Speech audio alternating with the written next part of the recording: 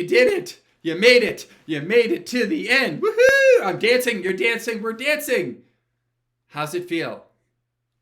Right now, you finished the course. Now, you could be feeling two things. One, you could be feeling pretty good about what you did. Two, you could be feeling like you're not in a good spot. And if that is the case, I need you to stop and I need you to do the entire thing again. Sorry, that's just the way it is. Because it's about you. You don't want to go into a test where you're not comfortable with the problems yet in the math. So if that's the case, you're like, I'm not ready yet. Go back, redo it again. But this time you do it a little faster with a little bit more confidence until you come out of those questions, feeling good.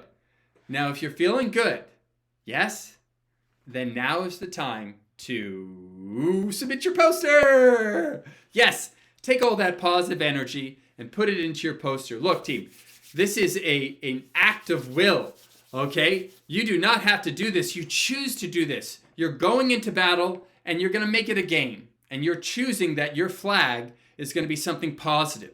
It's going to be something with a lot of energy. It's going to be something creative and original because that's how you have to think when you're doing these exams. You have to be positive. You have to be open to whatever question they give you. You have to be able to, use 5 colors. I don't know, but you get the idea, right? Team, if you enjoyed the class, send in a poster, all right? Inspire the next group of teachers that are taking this exam. All right, team, great job, and I can't wait to hear back from everyone once you're done with your exams. Please keep me posted, okay?